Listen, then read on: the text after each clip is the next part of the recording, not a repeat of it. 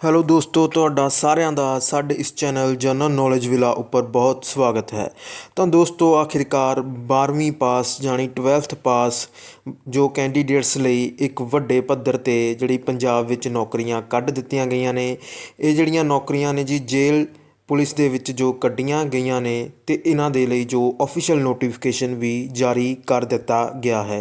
ਅਤੇ ਦੋਸਤੋ, ਮੈਂ ਤੁਹਾਨੂੰ ਇਸ ਆਫੀਸ਼ੀਅਲ ਨੋਟੀਫਿਕੇਸ਼ਨ ਸੰਬੰਧੀ ਪੂਰੀ ਜਾਣਕਾਰੀ ਦੇਵਾਂਗਾ ਕਿ ਜਿਹੜੀਆਂ ਇਹ ਭਰਤੀਆਂ ਲਈ ਤੁਹਾਨੂੰ ਜਿਹੜੀ ਕੁਆਲੀਫਿਕੇਸ਼ਨ ਕੀ ਚਾਹੀਦੀ ਹੈ, ਅਤੇ ਇਸ ਦੀ ਜੋ ਮੈਰਿਟ ਲਿਸਟ ਅਤੇ ਇਸ ਦਾ ਜੋ ਪੂਰਾ ਪ੍ਰੋਸੈਸ ਕੀ ਹੋਵੇਗਾ।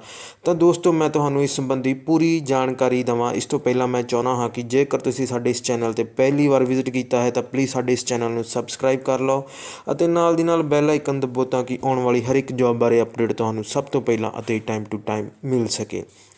ਤਾਂ ਦੋਸਤੋ, ਅਧੀਨ ਸੇਵਾਵਾਂ ਚੋਣ ਬੋਰਡ ਪੰਜਾਬ ਵੱਲੋਂ ਇਹ ਜਿਹੜੀਆਂ ਜੇਲ੍ਹ ਡਿਪਾਰਟਮੈਂਟ ਦੇ ਵਿੱਚ ਜੋ ਵਾਰਡਰ ਅਤੇ ਮੈਟਰਨ ਦੀਆਂ ਭਰਤੀਆਂ ਲਈ ਜੋ ਨੋਟੀਫਿਕੇਸ਼ਨ ਜਾਰੀ ਕਰ ਦਿੱਤਾ ਗਿਆ ਹੈ। ਤਾਂ ਸਭ ਤੋਂ ਪਹਿਲਾਂ ਆਪਾਂ ਜਿਹੜੀਆਂ ਇੰਪੋਰਟੈਂਟ ਡੇਟਸ ਦੇਖ ਲੈਂਦੇ ਹਾਂ। ਤਾਂ ਔਨਲਾਈਨ ਅਰਜ਼ੀਆਂ ਲਈ ਜੋ ਸ਼ੁਰੂਆਤੀ ਮਿਤੀ ਹੈ 10/5/2021 ਤੋਂ ਜਿਹੜੀ ਤੁਹਾਡੀ ਔਨਲਾਈਨ ਅਰਜ਼ੀਆਂ ਲਈ ਐਪਲੀਕੇਸ਼ਨ ਫਾਰਮ ਜਿਹੜੇ ਸਬਮਿਟ ਹੋਣੇ ਸਟਾਰਟ ਹੋ ਜਾਣਗੇ, ਅਤੇ ਜੋ ਲਾਸਟ ਡੇਟ ਹੈ ਜੀ 31/5/2021 ਹੈ। ਫੀਸ ਭਰਨ ਦੀ ਆਖਰੀ ਮਿਤੀ 2/6/2021 ਰੱਖੀ ਗਈ ਹੈ।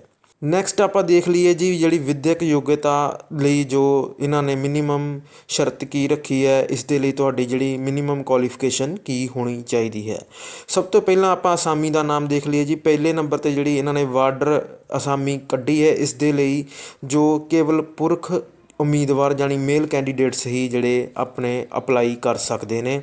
ਅਤੇ ਇਸ ਦੇ ਲਈ ਜੋ ਯੋਗਤਾ ਕੁਆਲੀਫਿਕੇਸ਼ਨ ਰੱਖੀ ਗਈ ਹੈ, ਤੁਹਾਡੀ ਜਿਹੜੀ ਘੱਟੋ ਘੱਟ ਜਿਹੜੀ 10+2 ਜਾਣੀ 12ਵੀਂ ਪਾਸ ਹੋਣੀ ਜ਼ਰੂਰੀ ਹੈ, ਜਾਂ ਫਿਰ ਇਸ ਦੇ ਬਰਾਬਰ ਕੋਈ ਯੋਗਤਾ ਹੋਣੀ ਚਾਹੀਦੀ ਹੈ। ਅਤੇ ਨਾਲ ਤੁਹਾਡੇ ਕੋਲ ਮੈਟ੍ਰਿਕ ਲੈਵਲ ਤੱਕ ਦੀ ਜਿਹੜੀ ਕੰਪਲਸਰੀ ਜਾਂ ਇਲੈਕਟਿਵ ਸਬਜੈਕਟ ਦੇ ਨਾਲ ਜੋ ਪੰਜਾਬੀ ਲੈਂਗੁਏਜ ਜੋ ਪੰਜਾਬੀ ਸਬਜੈਕਟ ਪਾਸ ਹੋਣਾ ਜ਼ਰੂਰੀ ਹੈ। ਨੈਕਸਟ ਗੱਲ ਕਰੀਏ PMT ਦੀ, ਜਾਣੀ ਕਿ physical measurement test the.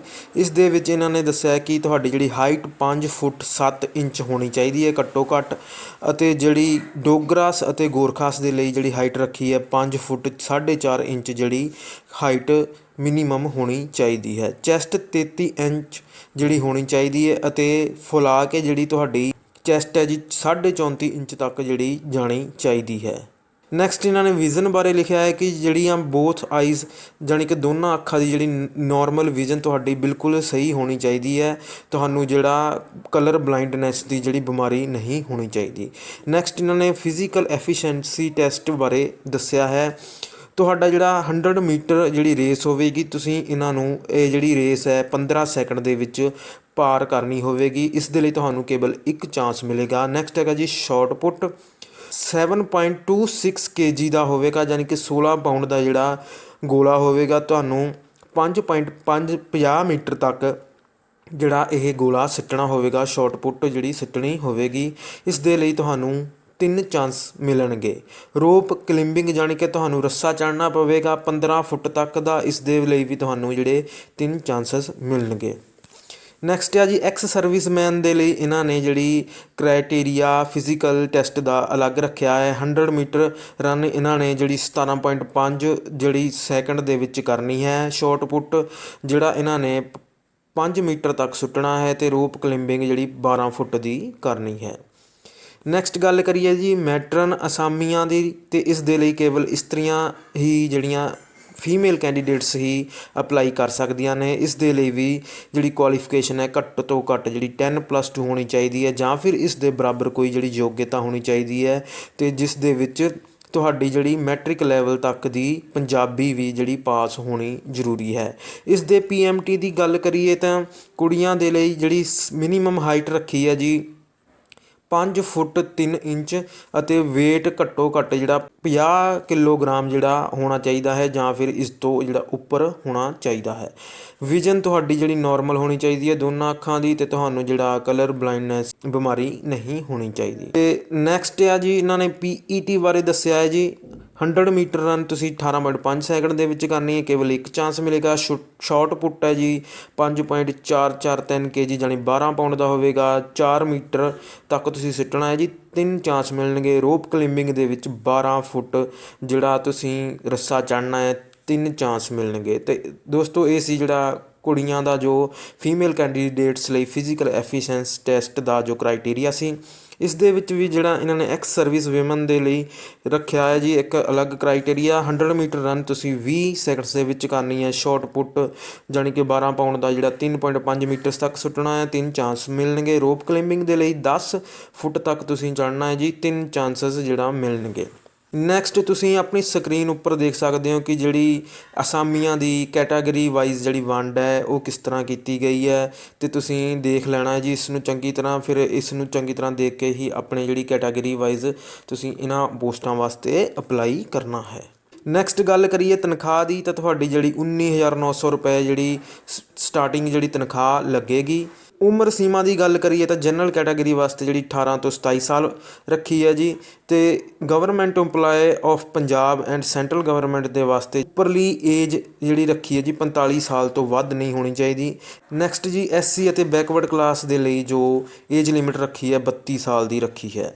Pension soldier of armed forces ਦੇ ਲਈ 40 ਸਾਲ ਤੋਂ ਵੱਧ ਜਿਹੜੀ ਉਮਰ ਨਹੀਂ ਹੋਣੀ ਚਾਹੀਦੀ। Man who have resigned from the armed forces, ਜਿਸ ਨੇ ਜਿਹੜਾ ਰਿਜ਼ਾਈਨ ਪਾਇਆ ਹੋਵੇ, ਠੀਕ ਆ ਜੀ, ਘੱਟੋ ਘੱਟ ਜਿਹੜਾ 3 ਸਾਲ ਦੀ ਜਿਹੜੀ ਸਰਵਿਸ ਤੋਂ ਬਾਅਦ, ਠੀਕ ਆ ਜੀ, ਉਸ ਦੇ ਲਈ 30 ਸਾਲ ਦੀ ਜਿਹੜੀ ਉਮਰ ਸੀਮਾ ਰੱਖੀ ਗਈ ਹੈ। ਤਾਂ ਦੋਸਤੋ ਜਿਸ ਨੇ ਪੁਲਿਸ ਫੋਰਸ ਦੇ ਵਿੱਚ 5 ਸਾਲ ਜਾਂ ਉਸ ਤੋਂ ਜ਼ਿਆਦਾ ਜਿਹੜੇ ਗੁਜ਼ਾਰ ਲਏ ਨੇ, ਆਪਣੀ ਸਰਵਿਸ ਪੂਰੀ ਕਰ ਲਈ ਨਹੀਂ, ਉਹਨਾਂ ਦੇ ਲਈ ਵੀ ਜਿਹੜੀ 30 ਸਾਲ ਤੋਂ ਵੱਧ ਜਿਹੜੀ ਉਮਰ ਨਹੀਂ ਹੋਣੀ ਚਾਹੀਦੀ। ਨੈਕਸਟ ਹੈ ਜੀ ਆਰਮੀ ਰਿਜ਼ਰਵ ਮੈਨ, ਇਹਨਾਂ ਦੀ ਵੀ ਜੋ ਏਜ ਲਿਮਿਟ ਹੈ ਜੀ 35 ਸਾਲ ਤੋਂ ਵੱਧ ਨਹੀਂ ਹੋਣੀ ਚਾਹੀਦੀ। ਨੈਕਸਟ ਗੱਲ ਕਰੀਏ ਜੀ ਪੋਸਟ ਆਫ ਮੈਟਰਨ ਦੀ, ਜਿਸ ਦੇ ਵਿੱਚ ਜੋ ਕੁੜੀਆਂ ਹੀ ਕੇਵਲ ਭਾਗ ਲੈ ਸਕਦੀਆਂ ਹਨ। ਇਹਨਾਂ ਦੇ ਲਈ ਜੋ ਜਨਰਲ ਕੈਟਾਗਰੀ ਦੇ ਏਜ ਲਿਮਿਟ ਰੱਖੀ ਹੈ 18 ਤੋਂ 27 ਸਾਲ, ਅਤੇ ਜਿਹੜੀ government employees of Punjab and central government ਦੇ ਜਿਹੜੇ ਇੰਪਲਾਈ ਹੋਣਗੇ ਉਹਨਾਂ ਦੇ ਲਈ ਜਿਹੜੀ ਏਜ ਲਿਮਿਟ 45 ਸਾਲ ਤੱਕ ਰੱਖੀ ਗਈ ਹੈ ਜੀ, ਇਸ ਤੋਂ ਉੱਪਰ ਜਿਹੜੀ ਏਜ ਨਹੀਂ ਹੋਣੀ ਚਾਹੀਦੀ। SC BC ਕੈਟਾਗਰੀ ਵਾਸਤੇ 32 ਸਾਲ ਤੱਕ ਦੀ ਉਮਰ ਸੀਮਾ ਰੱਖੀ ਗਈ ਹੈ ਜੀ। ਨੈਕਸਟ ਗੱਲ ਕਰੀਏ ਜੀ ਫੀਸ ਦਾ ਵੇਰਵਾ, ਅਤੇ ਜਨਰਲ ਕੈਟਾਗਰੀ ਖਿਡਾਰੀ ਸੁਤੰਤਰਤਾ ਸੰਗਰਾਮੀ ਇਹਨਾਂ ਵਾਸਤੇ ਜਿਹੜੀ ਆਮ ਵਰਗ ਵਾਸਤੇ ਜਿਹੜੀ 1000 ਰੁਪਏ ਫੀਸ ਰੱਖੀ ਹੈ। SC BC ਕੈਟਾਗਰੀ ਵਾਸਤੇ ਅਤੇ EWS ਕੈਟਾਗਰੀ ਵਾਸਤੇ 250 ਰੁਪਏ ਫੀਸ ਹੈ। ਸਾਬਕਾ ਫੌਜੀ ਅਤੇ ਆਸ਼ਰਿਤ ਜਾਣੀ ਕਿ ਐਕਸ ਸਰਵਿਸਮੈਨ ਐਂਡ ਡਿਪੈਂਡੈਂਟ ਵਾਸਤੇ 200 ਰੁਪਏ ਫੀਸ ਰੱਖੀ ਗਈ ਹੈ। ਤਾਂ ਦੋਸਤੋ ਇਹਨਾਂ ਪੋਸਟਾਂ ਲਈ ਤੁਹਾਡੀ ਜਿਹੜੀ ਪੂਰੀ ਪ੍ਰੋਸੈਸ ਕੀ ਹੋਵੇਗੀ, ਇਹਨਾਂ ਦੀ ਜਿਹੜੀ ਚੋਣ ਵਿਧੀ ਕੀ ਹੋਵੇਗੀ, ਮੈਂ ਤੁਹਾਨੂੰ ਦੱਸ ਦੇਵਾਂ ਕਿ ਇਸ ਵਾਰ ਇਹਨਾਂ ਨੇ ਜਿਹੜਾ ਇੱਕ ਤੁਹਾਡਾ ਲਿਖਤੀ ਪੇਪਰ ਲੈਣਾ ਹੈ। ਹਾਂਜੀ ਦੋਸਤੋ, ਤੁਹਾਡਾ ਜਿਹੜਾ ਮਲਟੀਪਲ ਚੋਇਸ ਕੁਐਸਚਨ ਜਿਹੜਾ ਲਿਖਤੀ ਪ੍ਰੀਖਿਆ ਲਈ ਜਾਵੇਗੀ ਓਬਜੈਕਟਿਵ ਟਾਈਪ ਦੀ, ਅਤੇ ਇਸ ਐਗਜ਼ਾਮ ਦੇ ਆਧਾਰ 'ਤੇ ਹੀ ਇਸ ਜੋ ਤੁਹਾਡੇ ਮਾਰਕਸ ਆਉਣਗੇ ਉਸ ਦੀ ਮੈਰਿਟ ਦੇ ਆਧਾਰ 'ਤੇ ਹੀ ਤੁਹਾਡੀ ਜਿਹੜੀ ਸਿਲੈਕਸ਼ਨ ਕੀਤੀ ਜਾਵੇਗੀ। ਤਾਂ ਦੋਸਤੋ ਇੱਕ ਹੋਰ ਗੱਲ ਕਿ ਤੁਹਾਨੂੰ ਇਸ ਐਗਜ਼ਾਮ ਦੇ ਵਿੱਚੋਂ ਘੱਟੋ ਘੱਟ 40% ਜਿਹੜੇ ਅੰਕ ਲੈਣੇ ਜ਼ਰੂਰੀ ਹੋਣਗੇ। ਹਰੇਕ ਸ਼੍ਰੇਣੀ ਜਾਣੀ ਕਿ ਹਰੇਕ ਜੋ ਕੈਟਾਗਰੀ ਦੇ ਕੈਂਡੀਡੇਟਸ ਨੂੰ ਘੱਟੋ ਘੱਟ 40% ਜਿਹੜੇ ਮਾਰਕਸ ਲੈਣੇ ਹੋਣਗੇ, ਅਤੇ ਤੁਹਾਡੇ ਲਈ ਜੋ ਜੇਕਰ ਤੁਸੀਂ 40% ਤੋਂ ਥੱਲੇ ਜਿਹੜੇ ਮਾਰਕਸ ਲੈਂਦੇ ਹੋ ਤਾਂ ਤੁਹਾਨੂੰ ਜਿਹੜਾ ਅਯੋਗ ਕਰਾਰ ਦਿੱਤਾ ਜਾਵੇਗਾ ਅਤੇ ਫੇਲ ਕਰਾਰ ਦਿੱਤਾ ਜਾਵੇਗਾ। ਦੋਸਤੋ ਜੇਕਰ ਇਸ ਦਾ 100 ਨੰਬਰ ਦਾ ਪੇਪਰ ਆਵੇਗਾ, ਤੁਹਾਨੂੰ ਘੱਟੋ ਘੱਟ ਜਿਹੜੇ 40% ਜਿਹੜੇ ਯਾਨੀ ਕਿ 40 ਮਾਰਕਸ ਲੈਣੇ ਜ਼ਰੂਰੀ ਹੋਣਗੇ। ਨੈਕਸਟ ਗੱਲ ਕਰੀਏ, ਇਹਨਾਂ ਨੇ ਇੱਕ ਹੋਰ ਇੰਪੋਰਟੈਂਟ ਗੱਲ ਦੱਸੀ ਹੈ। ਜੇਕਰ ਇਹਨਾਂ ਨੇ ਦੱਸਿਆ ਕਿ ਜਿਹੜਾ ਮਲਟੀਪਲ ਸ਼ਿਫਟਸ ਦੇ ਵਿੱਚ ਪੇਪਰ ਹੋਇਆ, ਅਗਰ ਜੇਕਰ ਉਮੀਦਵਾਰਾਂ ਦੀ ਜਿਹੜੀ ਗਿਣਤੀ ਬਹੁਤ ਜ਼ਿਆਦਾ ਹੋ ਗਈ ਅਤੇ ਉਹਨਾਂ ਦਾ ਜੋ ਅਲੱਗ-ਅਲੱਗ ਸ਼ਿਫਟਾਂ ਦੇ ਵਿੱਚ ਜੋ ਪੇਪਰ ਲਿਆ ਜਾ ਸਕਦਾ ਹੈ, ਅਤੇ ਇਸ ਦੇ ਨਾਲ ਜੋ ਇਹਨਾਂ ਨੇ ਦੱਸਿਆ ਹੈ ਕਿ staff selection commission government of India ਵੱਲੋਂ ਅਪਣਾਏ ਗਏ ਨੋਰਮਲਾਈਜੇਸ਼ਨ ਦਾ ਜੋ ਫਾਰਮੂਲਾ ਹੈ ਉਸ ਦੇ ਮੁਤਾਬਿਕ ਤੁਹਾਡੀ ਜਿਹੜੀ ਨੋਰਮਲਾਈਜੇਸ਼ਨ ਕੀਤੀ ਜਾਵੇਗੀ ਅੰਕਾਂ ਦੀ। ਠੀਕ ਹੈ ਜੀ, ਤੁਹਾਨੂੰ ਜਿਹੜਾ ਇਸ ਦੇ ਵਿੱਚ ਜੋ ਤੁਹਾਡੇ ਓਬਜੈਕਟਿਵ ਟਾਈਪ ਜੋ ਵੀ ਤੁਹਾਡਾ ਪੇਪਰ ਹੋਵੇਗਾ ਉਸ ਦੀ ਨੋਰਮਲਾਈਜੇਸ਼ਨ ਕੀਤੀ ਜਾ ਸਕਦੀ ਹੈ। ਸ਼ਰਤ ਹੈ ਕਿ ਜੇਕਰ ਇੱਥੇ ਜੋ ਉਮੀਦਵਾਰਾਂ ਦੀ ਗਿਣਤੀ ਵੱਧ ਹੋ ਗਈ। ਅਗਰ ਜੇਕਰ ਤੁਹਾਡਾ ਜਿਹੜਾ ਸਿੰਗਲ ਸ਼ਿਫਟ ਦੇ ਵਿੱਚ ਪੂਰੇ ਉਮੀਦਵਾਰਾਂ ਦਾ ਜਿਹੜਾ ਪੇਪਰ ਹੋ ਗਿਆ ਤਾਂ ਫਿਰ ਇਸ ਦੇ ਚਾਂਸਸ ਨਹੀਂ ਹਨ, ਅਤੇ ਜੇਕਰ ਅਲੱਗ-ਅਲੱਗ ਸ਼ਿਫਟਾਂ ਦੇ ਵਿੱਚ ਜਿਹੜਾ ਪੇਪਰ ਹੋਵੇਗਾ ਤਾਂ ਫਿਰ ਇਸ ਦੇ ਜੋ ਚਾਂਸਸ ਵੱਧ ਜਾਣਗੇ ਕਿ ਤੁਹਾਡੀ ਜਿਹੜੀ ਅੰਕਾਂ ਦੀ ਨੋਰਮਲਾਈਜੇਸ਼ਨ ਕੀਤੀ ਜਾ ਸਕਦੀ ਹੈ। ਤਾਂ ਦੋਸਤੋ ਇਹਨਾਂ ਨੇ ਦੱਸਿਆ ਹੈ ਕਿ ਜਿਹੜੇ ਓਬਜੈਕਟਿਵ ਟਾਈਪ ਲਿਖਤੀ ਪ੍ਰੀਖਿਆ ਦੀ ਮੈਰਿਟ ਦੇ ਆਧਾਰ 'ਤੇ ਹੀ ਅਸਾਮੀਆਂ ਦਾ 3 ਗੁਣਾ ਜਾਂ ਬੋਰਡ ਵੱਲੋਂ ਲਏ ਗਏ ਫੈਸਲੇ ਅਨੁਸਾਰ ਉਮੀਦਵਾਰ ਨੂੰ ਸਰੀਰਕ ਮਾਪ ਟੈਸਟ ਅਤੇ ਸਰੀਰਕ ਯੋਗਤਾ ਟੈਸਟ ਲਈ ਸੱਦਿਆ ਜਾਵੇਗਾ। ਤਾਂ ਦੋਸਤੋ ਇੱਥੇ ਇੱਕ ਹੋਰ ਮੇਨ ਗੱਲ ਇਹ ਹੈ ਕਿ ਜਿਹੜਾ ਤੁਹਾਡਾ ਲਿਖਤੀ ਪੇਪਰ ਹੈ ਉਹ ਤੁਹਾਡੇ ਸਰੀਰਕ ਟੈਸਟ ਤੋਂ ਪਹਿਲਾਂ ਯਾਨੀ ਕਿ ਫਿਜ਼ੀਕਲ ਟੈਸਟ ਤੋਂ ਪਹਿਲਾਂ ਲਿਆ ਜਾਵੇਗਾ। ਅਤੇ ਦੋਸਤੋ ਤੁਸੀਂ ਅੱਜ ਤੋਂ ਹੀ ਜਿਹੜੀ ਆਪਣੀ ਲਿਖਤੀ ਪ੍ਰੀਖਿਆ ਦੀ ਜਿਹੜੀ ਤਿਆਰੀ ਕਰਨੀ ਸ਼ੁਰੂ ਕਰ ਦੇਣੀ ਹੈ। ਲਿਖਤੀ ਪ੍ਰੀਖਿਆ ਤੋਂ ਬਾਅਦ 3 ਗੁਣਾ ਜਿਹੜੇ ਤੁਹਾਡੀ ਜਿਹੜੀ ਜਿੰਨੀਆਂ ਵੀ ਵੈਕੈਂਸੀਜ਼ ਹੋਣਗੀਆਂ ਉਹਨਾਂ ਦੇ ਆਧਾਰ 'ਤੇ ਜਿਹੜਾ 3 ਗੁਣਾ ਕੈਂਡੀਡੇਟਸ ਨੂੰ ਫਿਜ਼ੀਕਲ ਮੇਜਰਮੈਂਟ ਟੈਸਟ ਵਾਸਤੇ ਬੁਲਾਇਆ ਜਾਵੇਗਾ।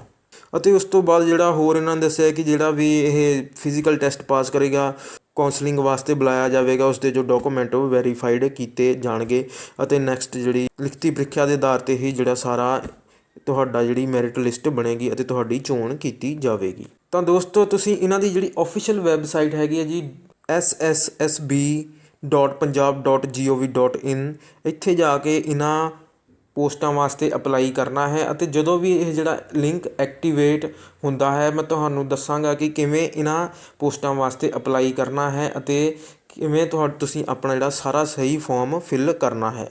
ਅਤੇ ਦੋਸਤੋ ਤੁਸੀਂ ਇਸ ਨੋਟੀਫਿਕੇਸ਼ਨ ਨੂੰ ਚੰਗੀ ਤਰ੍ਹਾਂ ਪੜ੍ਹ ਲੈਣਾ ਹੈ ਅਤੇ ਚੰਗੀ ਤਰ੍ਹਾਂ ਪੜ੍ਹ ਕੇ ਫਿਰ ਹੀ ਇਹਨਾਂ ਪੋਸਟਾਂ ਵਾਸਤੇ ਅਪਲਾਈ ਕਰਨਾ ਹੈ।